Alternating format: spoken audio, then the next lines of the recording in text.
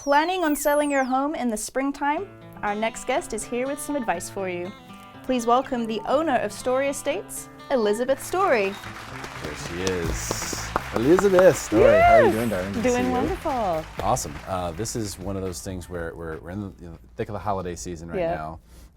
I've been talking to so many people who are planning on selling in January, February, March for when this listing. And you know, I'm just kind of trying to walk myself through. I thought you'd be a good person to ask, like, what kind of things should you be doing now if you plan on selling in the spring? Definitely. Time? Like, should you be doing anything now, or should you wait until after the holiday? Like, how do you start to plan and do it the smart way so that you can, boom, hit the market and be ready to go? This is definitely prime planning time. This is my favorite time to actually begin meeting with clients who are going to sell in the spring, because it gives us enough lead time to do some things properly. One of the most important things that's really important to take advantage of right now is landscaping.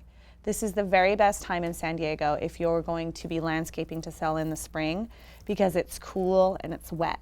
So any changes that you need to do with your landscaping can be done much easier. The plants can take root and they'll look greener and they'll look much better in the spring.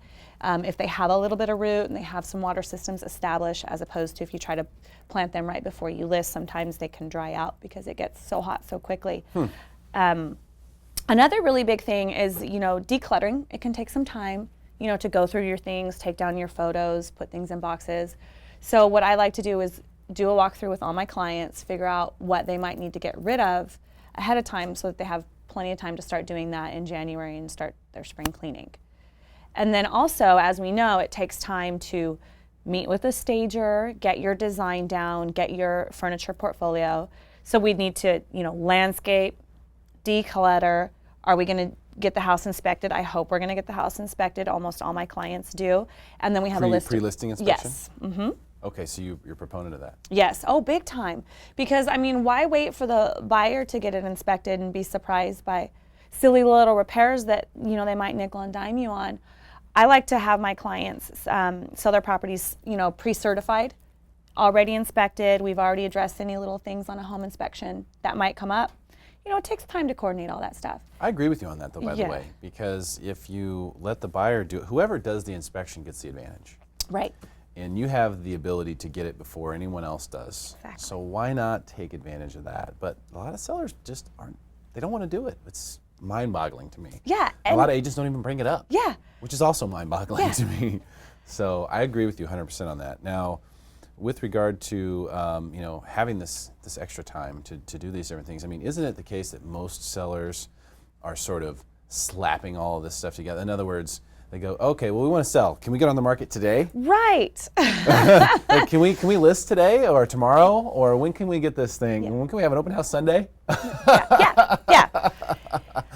That is not how you do it. That's Yeah. not how you do it right. Okay, the right way to do things, and that's the thing is, you know, it's really tough because people always want everything right now. We're in such an age of instant gratification and over information.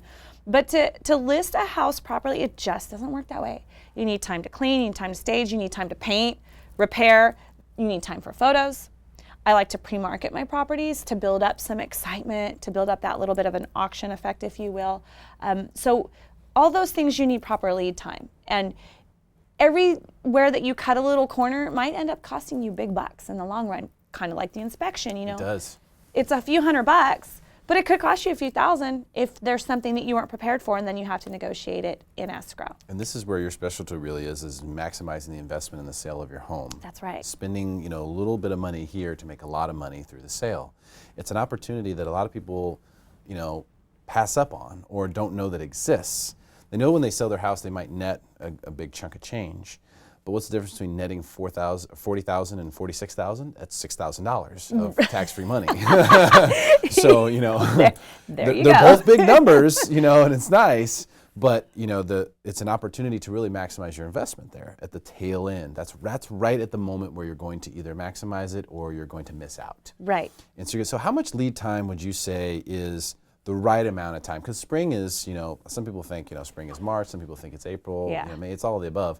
But how much time do I need to really set aside to properly do all of these things if I want to maximize the sale of my home? So that, and I know I say this a lot, but it really depends on your property.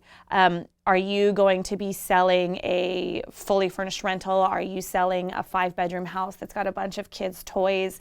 Do we need to paint? Is anything old? So that's really going to depend on the specific property. But I would say for like a family home that's going to need staging and a few repairs and some landscaping, I mean, I would literally like to start meeting with that person either this month or in January to be prepared in March. So 2 to 3 months to leave plenty of time. Right. And that's also accounting for a little bit of cushion should a few things need to be taken care of. You do the pre-listing inspection. Oh, hey, we got this, we got this, we got this. They're all small things, but we still got to schedule guys to come out, you know, get these things done and then make sure that everything is properly done. Yeah. So if you factor all those things in, really what you're talking about is, let's call it 60, 90 days of being in your home, not missing out on the selling season, the high selling season, but being able to potentially get yourself paid a tremendous return for that extra 60, 90 days. Right. That's what you're really selling here. Yeah. And it's like the old saying, you know, people don't plan to fail, people fail to plan. Like this is the biggest investment in people's lives, okay? You don't decide you're going to sell today and sell tomorrow. It doesn't work that way. You decide ahead of time and then you do all your homework. And again, you meet with me. I specialize in maximizing return on your investment. I've never had a single time where I had advised a client to spend money that they didn't get it back. So now is the time to meet with me and do your homework and plan for success. Plus, Elizabeth's fun to meet with. Yes. She's fun to hang out with. So you get that too. Comes with a package. Woohoo! And the reason I bring that up is through doing Win This Listing. Talking to home sellers, and had a lot of people throughout the course of last year who said, well, we're going to, after the holiday, first of the year is what we're looking at to list a home. But they'll wait until the first of the year to decide for sure we're ready to list the home. So in other words, they want to be on the market within a week or two. Yeah.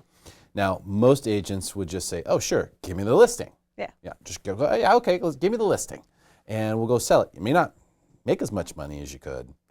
It probably won't be as smooth as it could, but they'll take the listing. And that's one of the things that you're saying. It's just simply going to cost you money as the homeowner, and the agent's commission may not change a whole lot.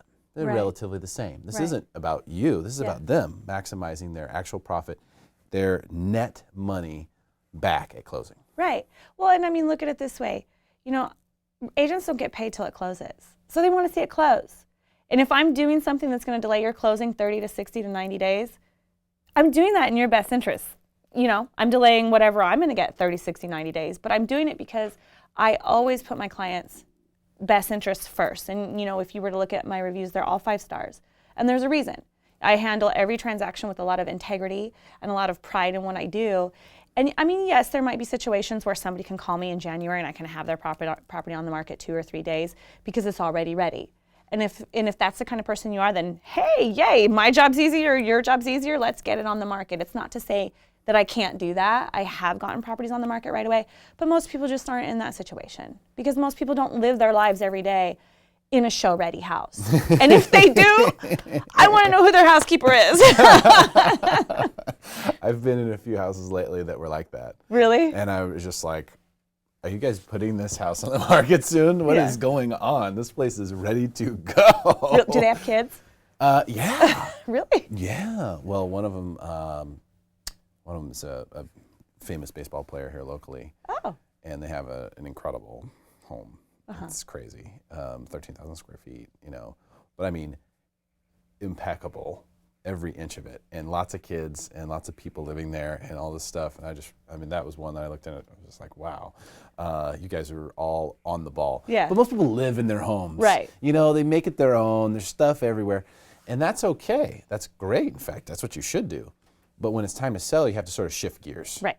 And that's what you're really good at, coming in and saying, okay, this is where we need to shift to so we can appeal the most, so we can get the most money for you, put the most money in your bank account, which is obviously what everyone should want to do when it comes time to sell your home.